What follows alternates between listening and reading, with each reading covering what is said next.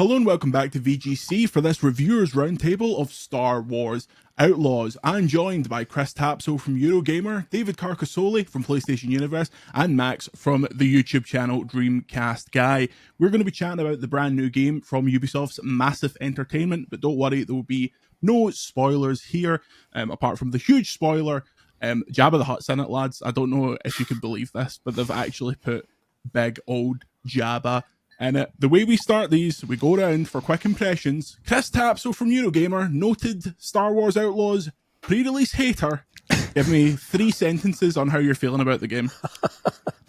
Oh my god. I'm feeling outnumbered because we had a brief chat about this beforehand and people seem to have slightly different takes to me. I am not a big fan of this one. I am concerned about a lot of different things about it. I don't know where to start. I have a long list. Maybe let's leave it at that for now. Okay, fair. Max, how are you feeling? Better than I thought I would. My review is 20 minutes long and it's filled with a lot of criticisms, but I will say that for what they're trying to do, I feel like it's much less Ubisoft-y than the last couple Ubisofts I've played. Fair. And David, where are you sitting on it right now? Yeah, I'm surprised in a good way. That's where I am right now.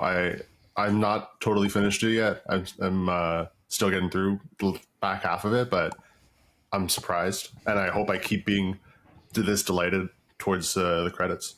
But we'll see. Well, I'm actually fairly disappointed in it. I was a lot hotter on it towards the start of the game, and when it was setting up all of its various systems, I thought, okay, if it delivers on this, it could be something special. But it kind of reminds me, and I talk about this in the review of Respawn's Jedi games, where the first one was okay, but you could see a much better game in there that they kind of delivered on in the second one, and that's pretty much where I'm at with Outlaws. It has a lot of great ideas, but it kind of runs out of steam towards the end, and it sets up things like the factions and how important this is, and then you quickly realize that they have very little impact on the main story, or even if you get into the worst possible state of like poor reputation, you can buy your way back in very cheaply. It's all kind of a facade of actual importance. But we'll start off with the game follows Kay and Nyx kind of down on their luck, scoundrels between Empire Strikes Back and Return of the Jedi, this kind of 1 year period in that era of Star Wars. And David, I'll go to you first. What did you think of kind of the game's setup, the game's plot, the driving action as we get into Star Wars Outlaws? So I thought I had a good idea of it going into Outlaws because I had, done a couple previews of this game before. I'd heard a lot of what Ubisoft said. I got to go to Ubisoft 2 weeks ago now. Nice. They did a whole behind the scenes thing. That was cool. So I thought, I was like, okay, it's like, you go in, you build your team, you do this heist. It'll be a cool, heist movie kind of thing in Star Wars. Right. I was surprised with how some of the different things went, right? Like a couple things happened that I was not totally expecting story wise. And I was kind of like, oh, that's cool, but the setup of it, I'm pretty good on, especially because I heard how they took Rogue One as such an inspiration, right? Yeah. And the polish there and just how it looks fidelity wise and the little details that they get right, about the environment and everything. I'm really pleased about that. Yeah, I think there's two different paths here. There are the pre-rendered cutscenes, which look amazing. Like some of the stuff, there's only a couple of them, but the pre-rendered stuff looks absolutely brilliant. And I think Kay is a good character and doesn't feel like a video gamey Star Wars character in the way that Donnie for The Force Awakens, who was video game man, Death Star Killer or whatever his name was. Like Cal Kestis, Kay could just exist in the kind of established canon and works for me there. And I thought that, like you, David, I'd played a lot of these sections before, and the way they kind of set up her backstory, I think the way that's paid off later is actually quite disappointing, but I like her and I would hear more from her. Max, you've also finished it, obviously without giving anything away. Did you feel like it paid off considering what they were setting up? Did you enjoy the journey with Kay? No, I enjoyed a lot of it. I think I like each of the individual people you recruit. A lot of the people, the scrappy, there's something fun about the idea of all these people kind of getting together for this big heist. I like that. My biggest issue is that because this is open world, like you can't have proper character progression. Like storyline wise, it kept feeling like that Kay kept getting reset, and that felt weird to feel the main character where like she would start each of the, you can go to the planets pretty much in any order you want. They have like a suggested path, but you can do it in any order you want. And so each time she starts like one of the planet missions of like, oh, I'm just this like a quirky, scrappy little underdog, yay. And then she advances to being like a cool, confident person by the end of that quest line. But then you go to the new planet and she reverts back. And that felt weird to keep. It felt like just being on a skipping record where I liked the stories and the characters, but it became almost repetitious where it felt like 4 very tiny games. And by the time you get to that 4th one, you're like, man, I can't believe I'm going back to being the scrappy underdog again. Yeah, it almost to me felt like the characters that become part of your crew, they existed in single player land, the single player like linear storyland, and they did not exist in the open world part of Star Wars Outlaws, where you go on the mission to find them, you ferry them back through the world of linearity, and then they sit on your ship until it's time to do the final thing. Like, I thought that there would be far more missions with like going out with them into the main world, and there are missions where you do things that affect them, but it's not like you're going out with ND5 all the time and things like that. Taps, you're quite early in it. What kind of sense are you getting of the story? Is there anything that's like triggering a bit of interest in you? Yeah, I've made more sort of progress today, so I think I'm on maybe the penultimate mission. I've cleared sort of the main 3 sort of chunks without sort of spoiling anything of how it's broken up, and I'm on the bits after that. I like ND5. I like the droid character. I think it's almost part of my concern with the game, really, is that I'm more interested in a droid that's in it really sporadically than I am in K, because I find that he's got this sort of poignant backstory about hurting people, and I don't want to go too much into it again, but he has a history as like a combat droid, and now he's sort of an enforcer, but maybe reluctantly so, and a bit sad about it. And immediately that is more than I've got with Kay for the entirety of the game so far, which is sort of a very early flashback with her, I think her mum, who is sort of a slightly disinterested scoundrel of her own, and that's kind of it. And whenever you come back to it, even if you go through like journal entries and stuff, it's like Kay is excited to get off a planet and land one big score, and that's really like, it feels like we've started with the sort of character sheet of like a scoundrel or a rogue, but haven't really like filled it in beyond like the default one that you get. And so we just come back to like, well, what would a scoundrel do? And they'd sort of wave their arms and go, whoa, whoa, whoa, don't shoot at me. And then we stop. And like you say, it just kind of resets to that default. You put it absolutely perfectly, Max, that there is a sense of, I suppose, a lack of a sense of progression with it. But I'm not, I haven't finished it yet. There might be a really nice payoff. And I like you guys say, I like the sort of setup of having multiple people coming together. I think a lot of those have interesting stories. I wish we could have got into them a bit more than maybe Kay, unfortunately, as much as I want to love her. Yeah, I do see that. I think that the ND5 stuff, I think, is like paid off very well. I think his kind of, the character that is controlling him isn't as much, but you'll see that as it goes on. I think the game has a lot of good writing in it, and I think it has good writing kind of hidden in a lot of places. So there's lots of data pads in the game, and usually, in most games, most people don't read any of this stuff because it's far too long. This is always, whenever I do like consultant work, it's always make these like a third of the length if you want anyone to actually read them. But there's really funny ones in this. You go into the cantina, the Mos Eisley cantina, and there's like a data pad at the end of the bar that you have to look for to find, and it's like, thanks for looking after the bar for me. I've just had such a tough time recently. And that's why it's not the bartender from A New Hope in the Mos Eisley Cantina. It's someone else. And it's like, that's great. Like, just little things like that that's not super Ahsoka style, here's a legacy character, let me dangle them in front of you. Although it does do that a little bit. I think that kind of stuff's good. Mission to mission. So here's the crux of my problem with the game. Are these syndicates. There's 4 syndicates: the Ashika Clan, the Hutts, the Crimson Dawn, and the Pikes. And it starts off really hot and heavy. You do a mission that's like, get into this pike layer, speak to the big boss, and then he's like, "Oh, come back when you're more established." And then you're so quickly back there and so quickly like betraying him. And then regardless of what you do, whether siding with him or betraying him, within a couple of hours, he's like, "Never mind all that. I should, based on my character, I should be beheading you right now. But do you want to go and do another mission for me where you can also just betray me if you want?" There's no stakes whatsoever. And they have a menu where it's like, "Oh, if you're in really bad standing, people will come and hunt you." And I was like, "Oh, okay, we're going to have bounty hunters. We're going to have people coming after me now." All that happens is when you're doing the god-awful speeder biking across the world, people will fly next to you and you can't shoot them. You have to wait for your thing to charge up for some unbelievable reason. And that is basically the extent of how the faction warfare pays off, apart from, "Oh, you'll get like a discount at this shop." It's so surface level. Can I say real quick? Did you jump off your speeder bike and see they're not programmed to fight you? They can't get off their bikes. If people are chasing you, I tested it. If you get off their bike, they just leave. You lose your wanted level. They go like, well, that's unfair.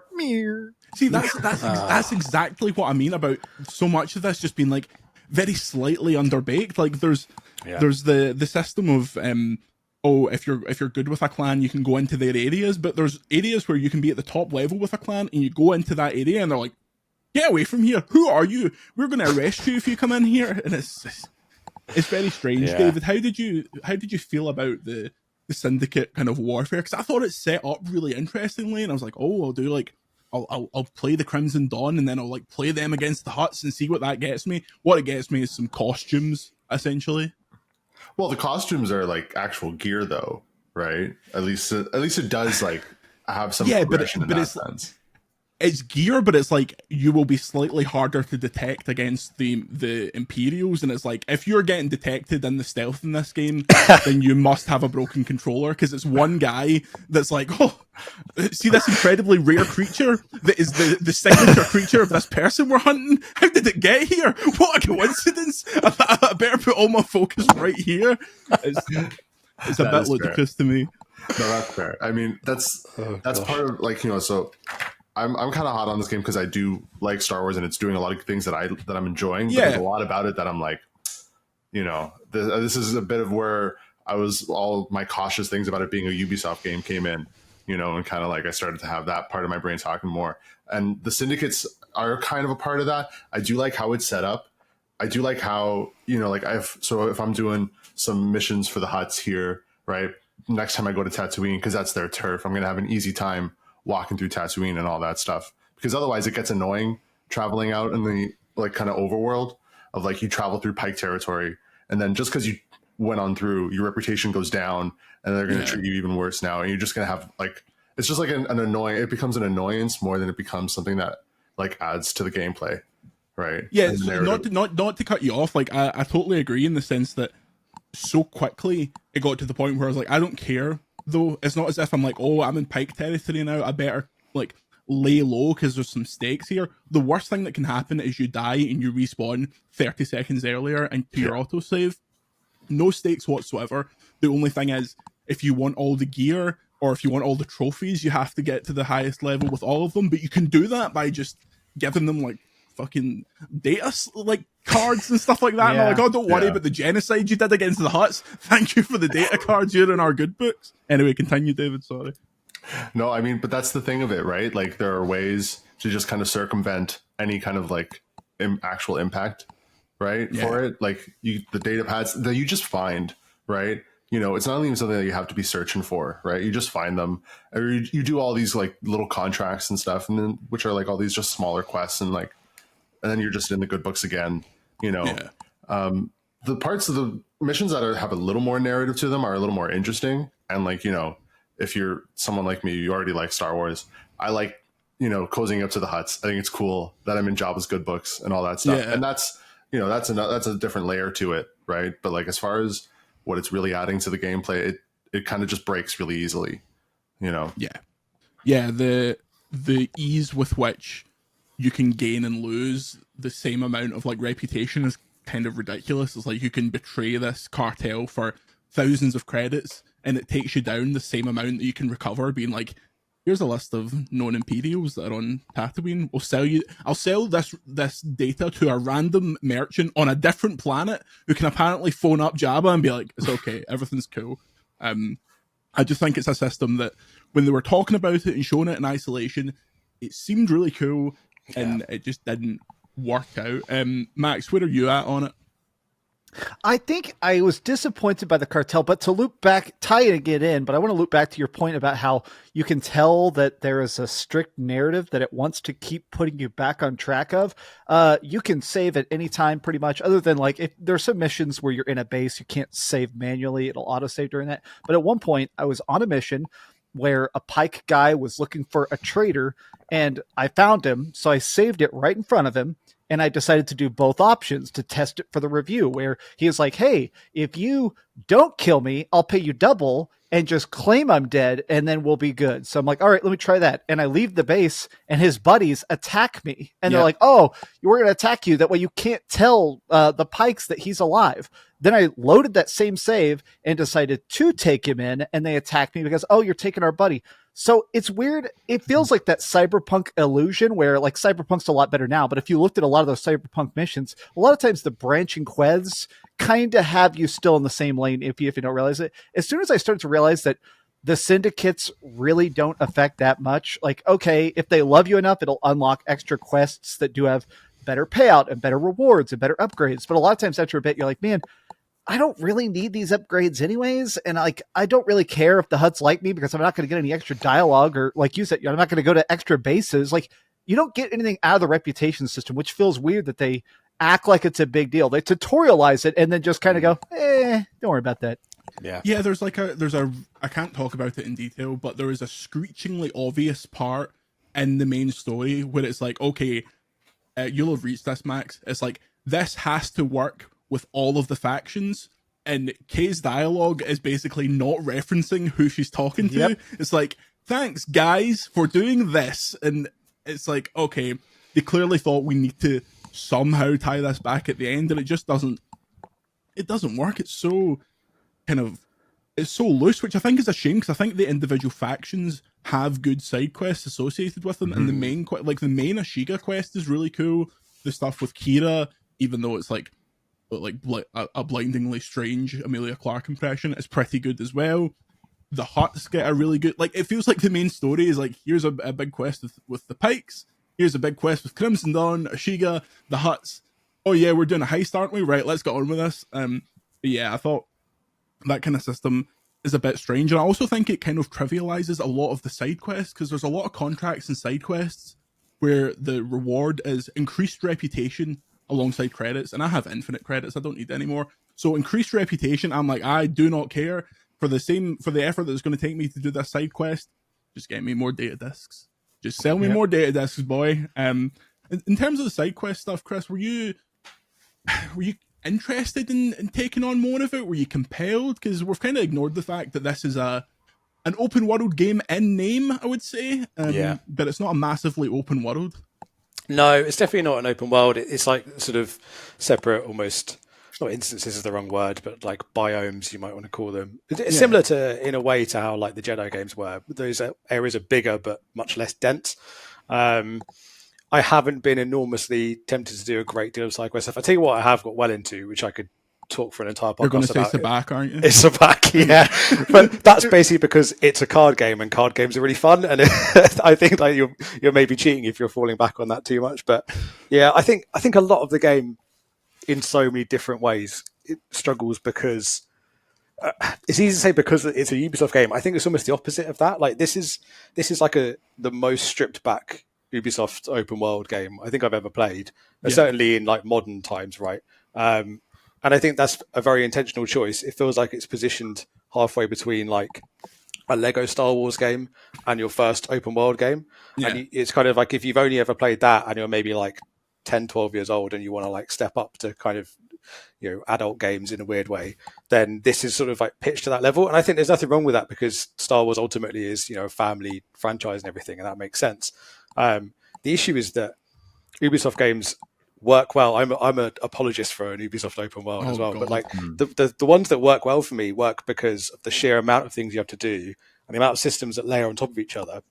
even though they're a bit sort of cluttered and they have like magpie syndrome with how many things they put in their games, ultimately it's quite enjoyable to see them stack up. So you look at something like Odyssey and how you're raiding like a big base, but also there's an element of like, well, I'm going to get a cool piece of gear, which is going to build into this, and then maybe like one of the bounty hunter people will turn up and that'll feed into that system, and then might feed into like the sort of weird political thing that's going on and the overarching war that's going on in the whole system. There's none of that in this game, and the problem is that when you rely so heavily on just volume, once you start stripping it back to sort of whatever you feel like the core essence of the game is, you realize there's actually not really very much underpinning a lot of it. And so there's not really very much video game here beneath the kind of dot-to-dot missions. You actually drive around and go, well, why am I doing this? And it falls back into the story of Valor, like, well, what's actually pulling me forward? I think she just wants to do a heist. And that's, I end up getting to the point where I'm like, I'm playing this just because I want to finish it to be able to write about it. So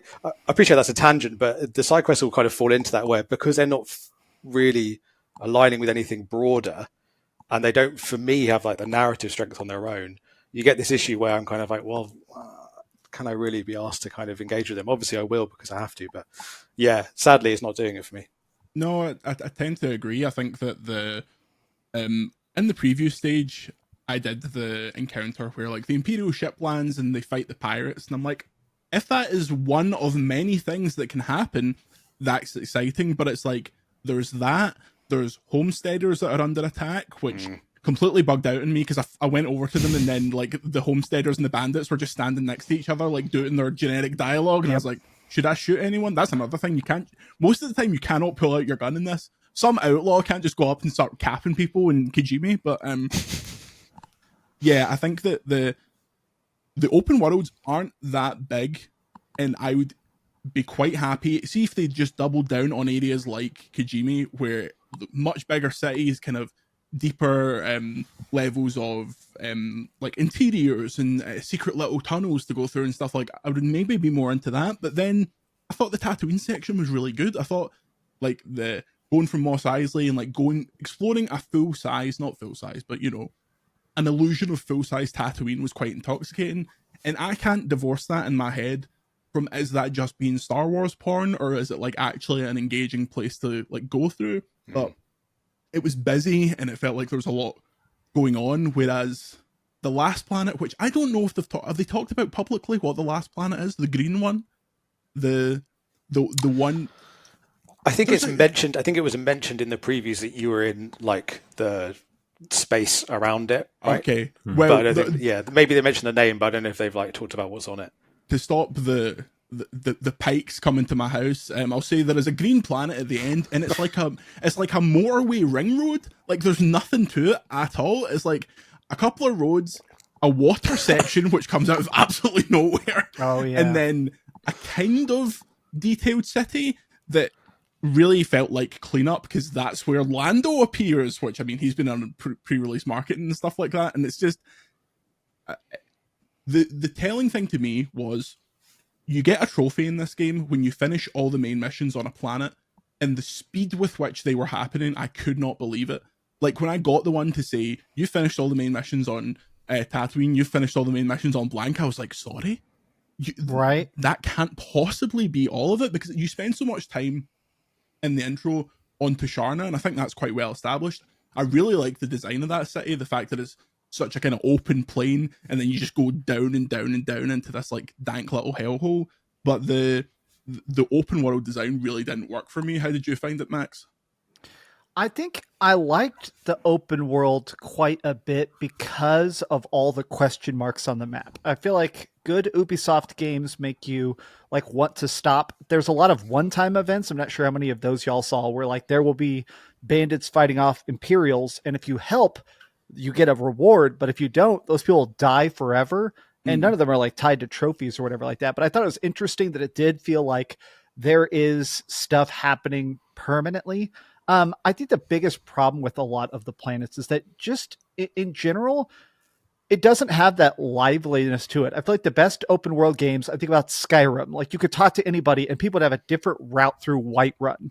That game is ginormous, but people remember individual street signs and waterfalls and stuff like that. And even though that green lush planet, in my opinion, is by far the most beautiful planet, and I enjoyed flying around over the water with the hover bike upgrade and stuff like that. I thought that stuff looked really cool, but at the same time, it did kind of feel like, okay, here's the part that's designed. This almost feels algorithmically generated, like empty farmland between, like, so much of it's dead space, and that feels weird. Even though I thought the city on that planet looked really, really good, but then it's like 5 vendors in a 10 square mile radius, so it feels weird to just be walking past hundreds of NPCs fake buying groceries forever and stuff. It's kind of like, oh, this is kind of weird looking.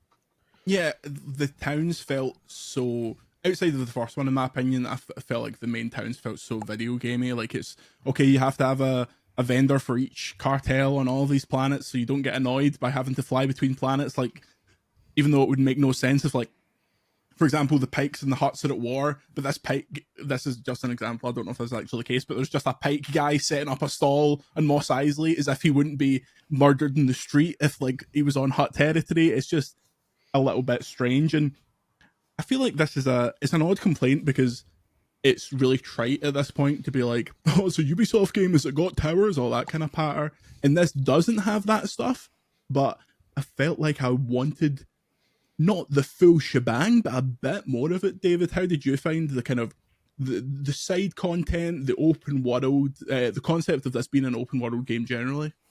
See, the thing is, I feel like, and this is something going back to how you said, Jordan, you were hot on it towards the beginning of it. I had an experience, like, you know, within my first few hours or so, where I, like, leaned against a wall. I heard a conversation that led me to this thing, that led me to this area where there was a new merchant that I wouldn't have found otherwise. Right? Bought some stuff from that merchant, got a tip from that thing, got another quest out, like, you know, and it just kind of like, it was this really great, like, whole trail of all these unique things that kind of kept coming up. And, like, this was really cool. I was like, this is what I want. Right. Yeah. It's like, you know, that kind of like really nice natural progression through different quests. And I thought that works really well. I think that works really well throughout all the planets that I've, you know, experienced. I feel like that's possible to find. But once you start to, like, see the other layer of it all, where it's like, oh, well, I'm doing this Crimson Dawn mission, but that doesn't really matter. And, you know, like, you get all the thing with the syndicates and stuff. And then that kind of, like, breaks a little more. But when you still have that mystery of it all, I think it works really well. You know, I'm still... There's the Crimson Dawn coming. They're sending a surface-to-air missile to David's house. Yeah, sorry. I live down the street from one of the busiest fire halls in the country, in Canada. So stop setting so many fires then, David. Come on. Yeah. Sorry about that.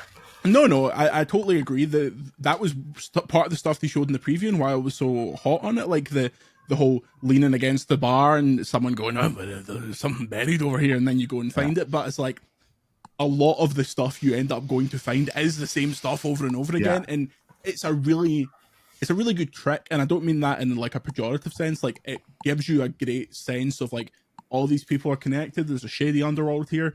Oh, there's a back alley, a back table over here. But I think that really works on Pisharna and Kijimi. Mm-hmm. But on the bigger planets, it's like when I was miles and miles away from something on Tatooine, and someone was like, "Oh, there's probably a supply chest over here." I'm like, I've got 40 billion supplies. I've got so many, like, bags of Dura steel here. I could make, like, enough blasters to fit out the entire Imperial army. So I wasn't massively drawn to go after that stuff. You know what? Just to cut in, you know what doesn't help with that, right? When it's miles away on Tatooine, is that fucking speeder. Sorry, I hope it's okay to drop an F-bomb in your podcast. Oh yeah, it's worth it. But good grief!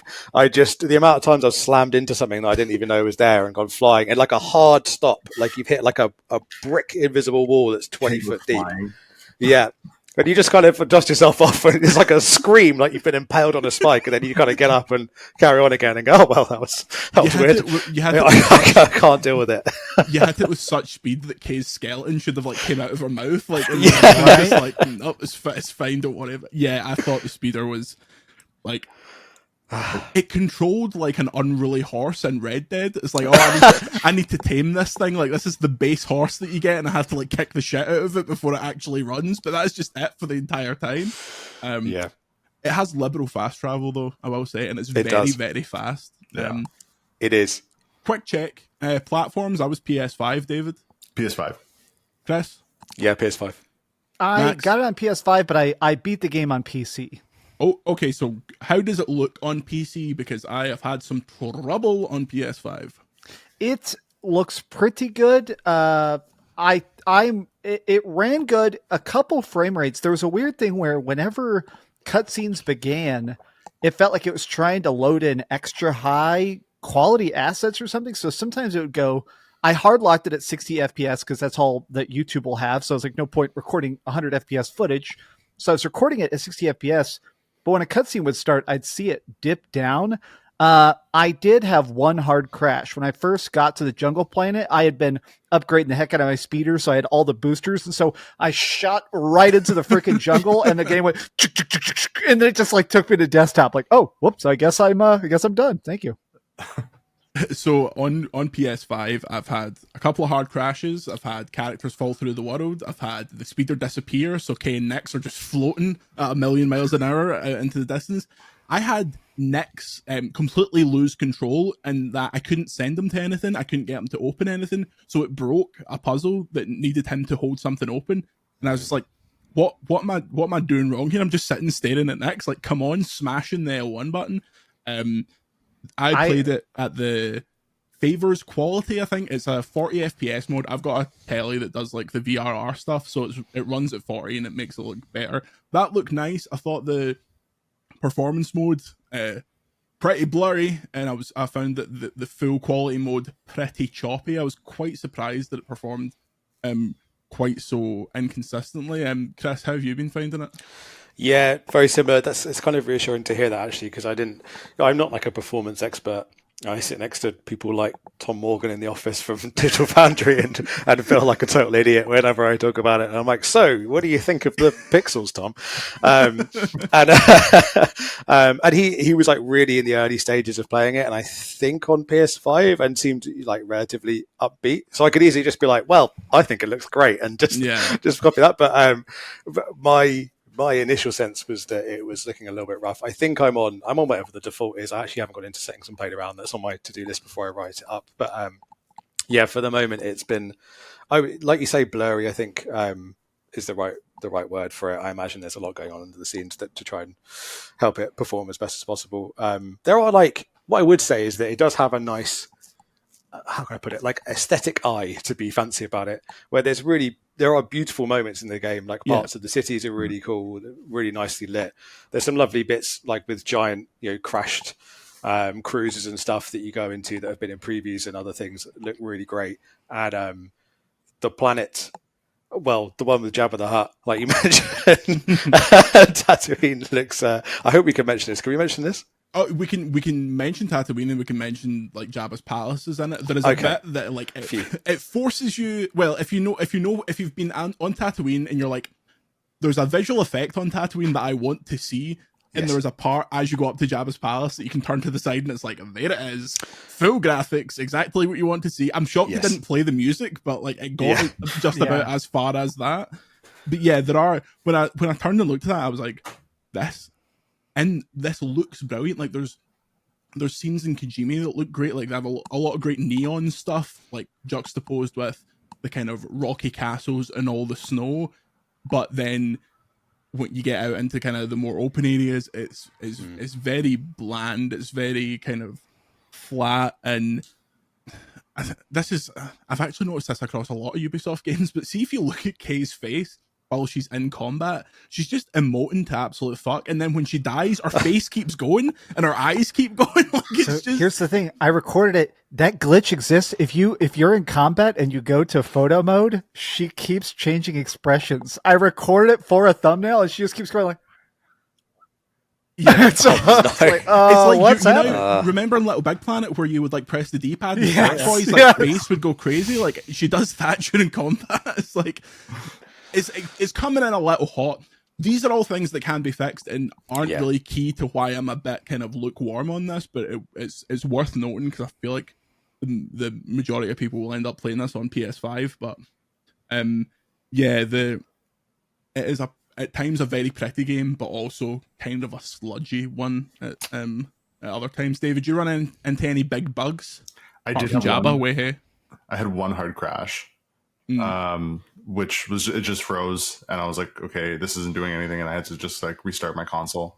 But yeah, I had like some visual things that are just funny more than anything else. Like I had this one thing, Kay's on her speeder, and I'm driving straight, but she's permanently On like the side. this. I had that. And she's locked in with the wrong direction. Yeah, and there would be a couple things that just bugged me as just like, are we still here where we're at the point where I go to an NPC, I say hi to them, and then I have to watch my character do a little jib over to the spot they're supposed to stand in? Or do we still have to do that?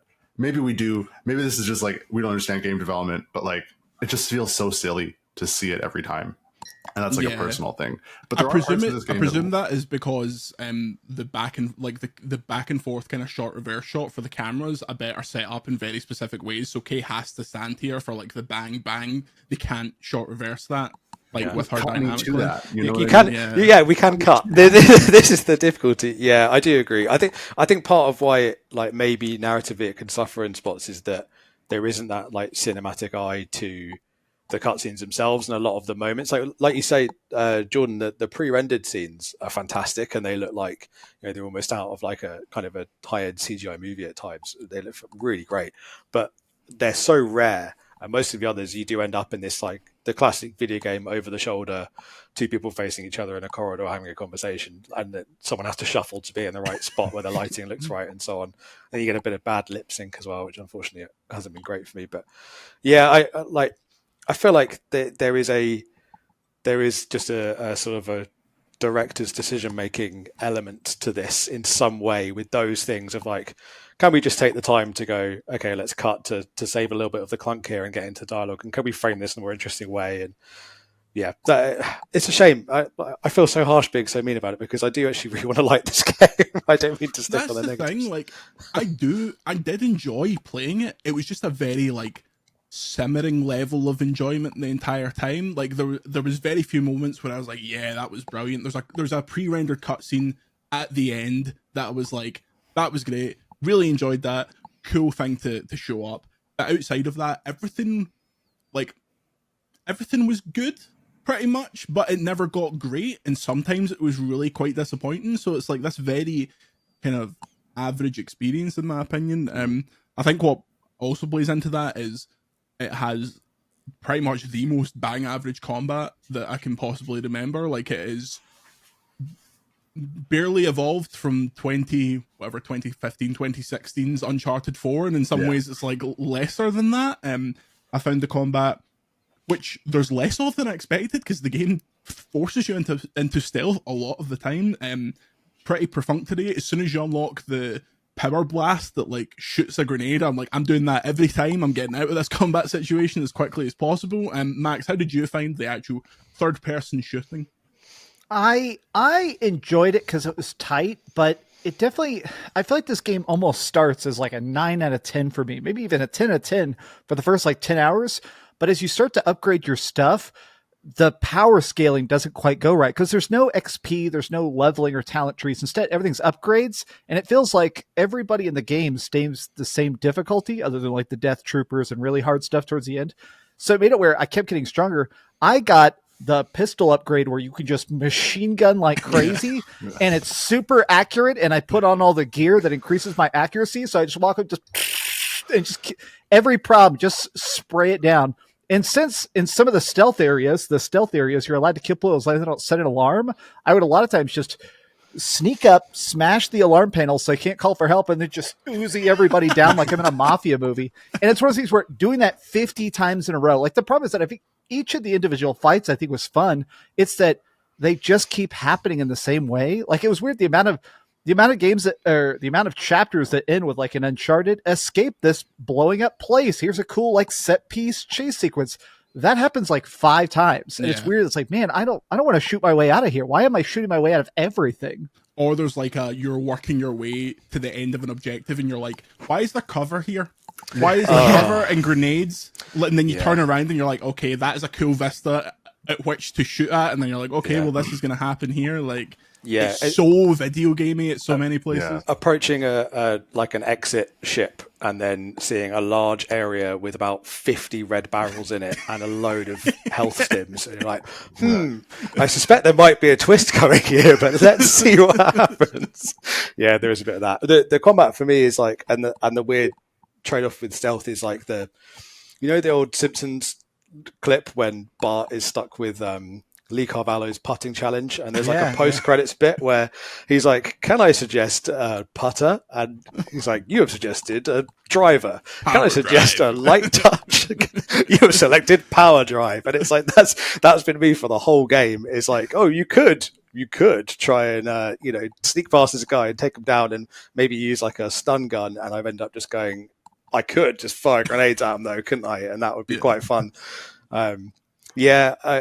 Again, it's a similar thing for me. I was overly harsh on this in the preview where I said it was like Uncharted Lost Legacy because it was just limited like linear levels that we played through, right? Which is on me for actually not being more open-minded and not hedging it a bit more. But the reason why I said that and why I'm sort of starting to cycle back on it again now is that a lot of it does come back to the sort of pop-up shooting gallery thing of just a load of waist-high cover and a lot of you crouching and then coming out like holding left trigger and shooting and then letting go of left trigger again, and maybe you throw a grenade. Throwing grenades is incredibly fiddly. That is the one thing that is quite challenging about this game. So is just managing to throw strangely a grenade. fiddly. Yeah, it's like you've got to get your bag out. It's actually quite realistic. It's like you've got to get your bag out first, and you must open the bag, pick a grenade, and then throw it. Which in a way, I kind of like it. That's what I would be like in combat: is furiously fiddling about, pulling out like a pair of binoculars or something instead. You're reading the instructions on the grenade, like, when do I pull this pin? Like, it's strange to me because this is from Massive, like this is from the Division people, and like say what you want about the Division shooting is rock solid. Like, that's what I was expecting out of this, and it's just it's nothing like it. The stealth sequences do, because Nyx is this superpower, this like extendable arm through the world, and every single character falls for put Nyx in front of them, go behind them and punch them. It's very basic. There's a lot of open areas that are kind of Batman Arkham-esque, where you go into an area, there's patrolling troopers, there's places to hide, there's grates, and you just go and if it all goes wrong, you can just shoot them. A couple too many forced stealth sequences, in my opinion, that like they change the rules on what is considered caught or not. It's like, okay, if they see you in this one, you're dead, but in a different one, they have to get the alarm. Strange. David, what do you think about that side of the combat side of the game? Well, I like Max. I agree that the shooting did feel really tight, or it does for me. Like, I have the same upgrade on my blaster. It's freaking like machine gun. And I love it. I think it feels great, but I think I agree that there is maybe a little too much stealth, but also the stealth doesn't go far enough in some ways, right? Like, I can take a guy out, but I can't even move him, Yeah. Like, and I see it as part of like, okay, they're really playing up the fact that you're not a force user, you don't got a lightsaber, you just got a blaster and you're a person walking around, right? And so you're so limited, right, in combat, and that's why you have to be stealthy so often. Right. And I can see that side of it. But if I have to be stealth, shouldn't I be doing all these 10 other things that could help me stealth wise? Right. Like, it kind of, and it's also like Kay isn't a force user, isn't a special person, but she can Superman punch a stormtrooper with a helmet on and knock them out in one punch. Like, that's true. She's got Nathan Drake strength, like absolute, beast upper body strength. It's insane. But yeah, like continue. No, I was just gonna continue saying, like, it doesn't feel like they go far enough, and then also because you have the lone blaster, that's like your primary thing. You can pick up other guns, right? But none of them feel as good as just like using your blaster, or some of them feel great, but then you can't keep it. It's got to drop. You can't. That's my biggest thing. It on your back. I wanted an item belt. That's something I had to put in my video because it drove me nuts. The fact that, like, when you find a good blaster and you get grenade launchers and sniper rifles, getting the sniper rifle in the jungle felt so cool. If you press anything but shoot, you just butterfingers it. And it drove me nuts. So we don't have a way to store one weapon. Let me use one weapon. Yeah. I mean, you've got a speeder right there. Like, there is no reason why they couldn't just be like, oh, when you press this button, it disappears into your back and it pops up on your speeder. Make it like Red Dead, where you can only carry one special Imperial weapon at a time. Like, we don't need a full arsenal, but yeah, that's like an insane decision. How did you, right, so the last kind of, not great, but the last thing I thought was a bit strange was the expert system. So the expert system is kind of, in lieu of upgrades, or in lieu of like XP and ability points, these experts will have abilities and they're unlocked via challenges. So it's like distract 6 enemies with Nyx and you'll unlock the next tier of this ability. Where now, if someone sees you, you can go, whoa, whoa, whoa! I'm just walking here. And then if you do that 6 times, you can upgrade that again.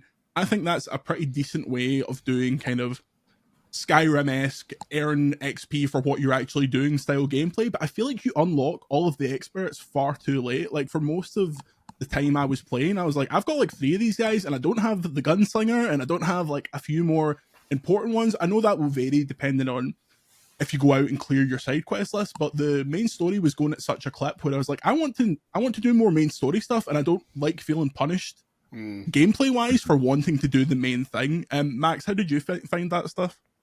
I thought it was interesting early on, but some of the stuff would be so hyper specific that I would try and do it. I'm like, okay, I'm recording footage for a review. Let me actually purposely try to do the special things it demands. Like, one of them, I swear I spent like 5 hours and it said kill 3 death troopers in a row. Mate. But they kept just randomly spawning. So there'd be times where I'm in a firefight and there's like 5 death troopers, but 20 random guys. And so I'm trying to dodge the whole room shooting at me. And I'm trying to kill just the 3. Oops, I hit a barrel and killed one of the stormtroopers. And the number resets like kill 3. It's like, or the weird one that I tried for a while was do a 30-foot jump without dying on your speeder bike. And that one took me a while to do until I finally found a ramp next to a cliff that would land. And it's like, I think it's cool, and once you unlock it, it's cool because it's something that changes the ability, not just improves the ability.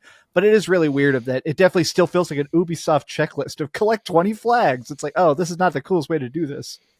Yeah, the Death Trooper one drove me absolutely mental. Yeah. It's weird because some of them you do it naturally in the course of gameplay, like the distractions with Nyx, like that kind of stuff. But others, it's hyper specific, and I feel like this also carries over to the crafting, which gets like in the higher levels gets really hyper specific for the kind of rare elements you want. But I just wanted more of that stuff accessible to me earlier, because obviously the main story is full of long combat encounters that you're more likely to be able to pull off these really specific challenges, whereas if you're unlocking this stuff post game, you're going to have to go and find side quests or like bases that will hopefully fit the conditions. It just seemed a bit strange. David, how did you find that system? Sorry, how do you mean? Which system? In terms of, did you find the kind of expert system encouraging yeah. you to pull off those challenges, or was it a kind of thing that when one of them popped up, you in the unlockability thing came up, you clicked it and went, oh, that's cool. Anyway, let me continue. I thought it was interesting in that it got me to play the game in more interesting ways, in the sense like, okay, I have to try to do things like the fast talk one, right? Okay, now I have to stealth this in a way that I can have the last person, ready, because you only get one shot of that freaking stun thing, right? For a long time, right? And so like that was kind of cool in the sense I was like, okay, I feel like I'm being told to like, okay, go do this thing, and like now you have to do this 5 times, and like you're trying to like figure out ways to do that, and maybe it's like, opening up more interesting paths of like your moment to moment gameplay. But I don't know. I still liked it. I didn't like it as much more than that, but I still liked it better than a skill tree. I think like it at least was narratively a little more interesting to me. Right. Oh, I agree. It's better than a skill tree. Get enough XP and unlock the skill, move on. It was something different. And there was another thing of like, okay, here's Ubisoft not doing the formula again. Right. Or like doing a better version of the formula, and I'm like, I appreciate that for what that is. But yeah, I agree. I like it in theory. I just don't like not even that I don't like. I think the way that it's laid out is slightly strange. And I think that gatekeeping all of the experts till so late in the content goes against like the excitement of when you have the first couple of them and you're like, oh, that's cool. This is like a level of progression I wasn't expecting. Taps, how did you find them? Yeah, the similar issue. Again, it's kind of reassuring to hear that it's not just me, or I'm playing it wrong almost. I think there's an element of like, it's another issue with Ubisoft going to like a simpler version of its formula, because with previous, say, Assassin's Creed games or the Division, I think is similar. It's a long time since I played the Division. They would quite literally gate areas of the world until you hit a certain level, and you would have to quite intentionally grind level like an old school RPG to go to a new area, and that would force you to step away from the main story and go and do something else, unlock some more interesting abilities or some different play styles or like different side activities and that sort of thing. And it meant that you were advancing what you could do at an interesting or like an equivalent rate to the story as well. Whereas with this, it's very easy to just go, you can blast straight through the story and not do anything on the side, which I did for a while. And it got to the point where I'm like, I'm actually just bored of not having more to play with. And so I want to go purposefully unlock some stuff. And so that's where I think it stumbles, because it opens the whole game up, all of the planets and everything after a certain period. But unless you really purposefully go, right, I'm going to go work through all of these without doing the story, then you will end up sort of finding yourself almost like dragged along by the nose without actually achieving what you maybe want to achieve to set yourself up properly for it. And it has a similar issue again with like the way that those are executed. Again, I really like them in theory because I like something that rewards you for playing the game. But the problem is when you get to like such a mechanical way of almost forcing people to play a game where it's like, okay, am I just playing this game because you're bribing me to do it? Almost like an achievement, right? Where it's like, I'm doing this because I get the little unlock at the end, not because it's actually fun to do. Like the speeder, for example, I would not be driving the speeder around the open world for fun, as we've established quite clearly, I think. But because I get an unlock for it, I'm like, well, okay, I'm going to drive the speeder around. But you're doing content at this point, right? Rather than actually playing the game. You're just kind of passing the time in the way that you're like scrolling a phone. And so, it frustrates me. Like you say though, David, I really appreciate the fact that they're making a more streamlined version of their open world, which I want to applaud them for trying to do. And B, they're doing it in different ways to how they've done it before, where it's not level, it's not gear score, it's not, really bluntly gated areas of the world. So, like you say, I want to applaud them for giving this a go. For me, it didn't quite land, unfortunately. And that, in a nutshell, is kind of how I feel about the whole game. Like that exact system, now that they've had a game of it, they probably know the issues with it already as they were putting it in. Like a second go at that, a second go at their open worlds, a second go at the stealth, and a second go at you're doing a lot of the same splicing minigame over and over again. And I like that it's a Wordle pastiche. Like that's interesting, but towards the end, I was literally just hitting every single one of them to like brute force my way through it. It feels like the kind of game that in maybe the 360 generation would have been guaranteed a sequel in like 2 years, and it would have been banging, like an Assassin's Creed 2 style jump, which at this point is the most contrived comparison in the world. Everyone does the Assassin's Creed to Assassin's Creed 2 comparison, but it feels like that's what I want. I want to see the Jedi Survivor from Outlaws kind of first attempt, but this conversation, and I feel like I've been quite negative on it because I feel like it's difficult to get conversation out of. It's fine, but that's kind of where I'm at with it right now. Max, overall, how are you feeling on it? I still think I'm pretty positive overall, despite my gripes, despite my criticisms. I feel like the game is big, is cool, and I will appreciate the fact that, honestly, as a person that doesn't really care about Star Wars, is kind of burned on Star Wars, I think it's cool that I had a 30-hour adventure where I don't think I heard the word Jedi once, I didn't hear Luke Skywalker once. I kind of appreciated the fact that I was like, yeah, it's cool to me that we finally got to see, away from the war of Star Wars, let's just see star people. I don't know, I enjoyed this more than I thought I would, where even if it's got jank, even if you buy it on sale, I do think it's worth a run through. That's actually a good point. They've managed to do a game between Empire and Jedi where, outside of where it would be completely appropriate, and they've shown this in the trailer, they've shown this in a currently running trailer, so I have no problem with it. Han Solo hanging in carbonite behind Jabba. They don't even mention it. It's just there. You can turn around and look at it. That is fine. That would make sense. If there was a mission later in the game where you're like securing the armor for Leia to sneak into Jabba's palace, and then she turns up and she's like, "Oh, thanks, Cave S, I'll remember you." That is where it would fall apart for me. But I think the references to Star Wars are appropriate, and also in some hidden places super nerdy, which I appreciate as a massive Gonk Droid fan. David, where are you at overall with it? I mean, overall, I am positive on it. I know we talked about our gripes, and like there are things that we all see that just don't totally go far enough or don't fit at the end of the day. But as a Star Wars fan who's kind of very fatigued on Star Wars, the fact that I haven't seen a lightsaber is like just so refreshing in the best way, right? And like it's allowed so many like cool things. I think this is, if you're a huge Star Wars fan, I think people are just gonna love this game. Regardless of these issues, because taking away my criticism, if I turned off my critical brain and just like let myself enjoy it as a Star Wars fan, I'd be having a lot of fun, and I am having a lot of fun, right? Even with being critical of it, right? Like it's still a good time. You do all these really cool things that we haven't done in Star Wars, we haven't seen in Star Wars before, right? Like in Star Wars games, at least, like. I think there are a lot of firsts here. Like when Ubisoft was touting, "Oh, this is the first open world Star Wars game," I was like, "Are we sure about that?" And now I'm playing it, and I'm like, okay, maybe we are sure about that. Maybe because like I haven't played a Star Wars game like this. I played a fuck ton of them. First non-Lego open world Star Wars game. Yeah, first non-Lego open world. That's true. Nothing's gonna beat the complete saga. That was an excellent Star Wars game.